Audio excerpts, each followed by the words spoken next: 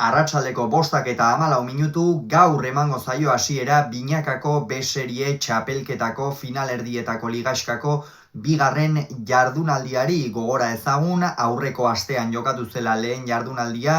eta sailkapena honelaxe dago une honetan. Lehen postuan Murua eta Gabirondo dira gehiamaikako tanto aberasarekin.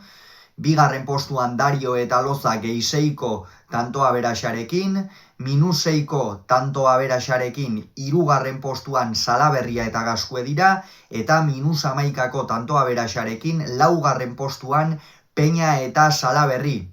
Jardunaldi erabakigarria izango da, inolako zalantzari gabe, bai baitakizue, gaur bihar artean, gaur hasiko baita jardunaldia Legution eta bihar amaituko da Arnedon, gaur bihar artean bikote bat finalera sailkatu daitekela eta beste bikote bat berriz matematikoki kalean geratu. Asko dago jokoan, inolako zalantzari gabe, eta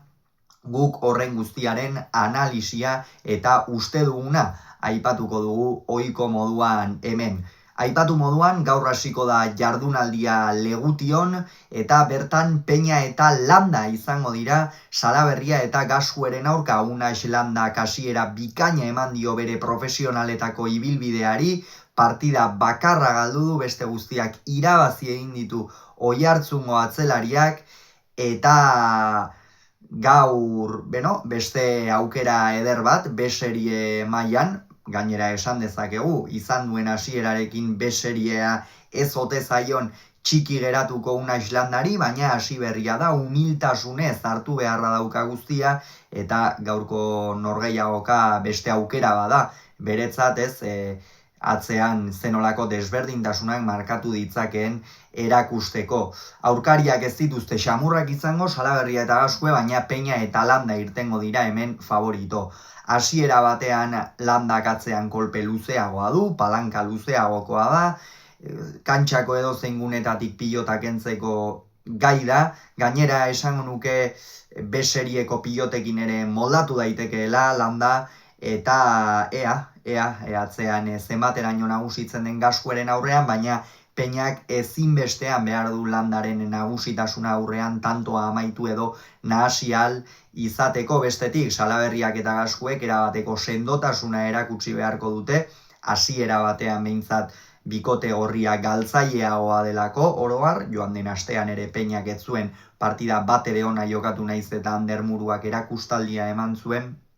baina gauzak horrela gaur Legution Peña eta Landa irtengo dira favorito, eta bihar Arnedon Dario eta Loza Murua eta Gabirondoren aurka izango dira, benetan partida bikaina hura ere, gainera hor, gaurkotikan norbait kanpoan gera daiteke bihar, eta bihar zuzenean batek finalerako sailkapena lortu dezake, zuzenean,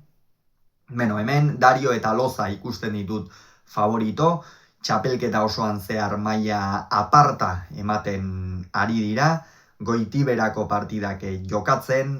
une zaietan ere ongi erantzuten, eta batez ere Carmelo Loza kantxan itxasten ari da, hori funtsezkoa da, une zaienetan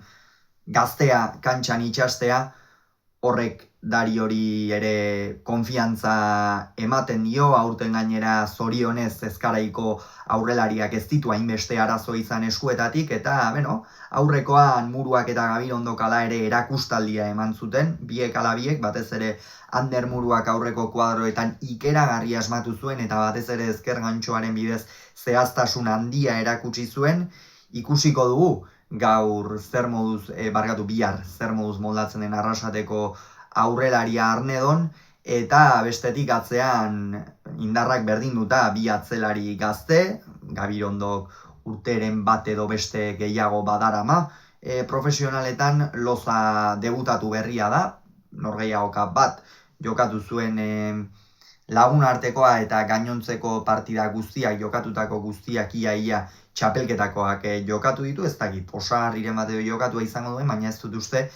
eta horregatik Dario eta Loza irtengo dira, hasiera batean favorito, Dariok aurrean abiadura sartzen badu, sakearekin asmatu eta hor minikeragarria egin dezake, eta ikusiko dugu atzean nor nagusitzen den. Hauxe beraz uste duguna, gu gero Peñak eta Landak Salaberria eta Gaskueren aurka Legution jokatuko duten norgehiagokarekin itzuliko gara.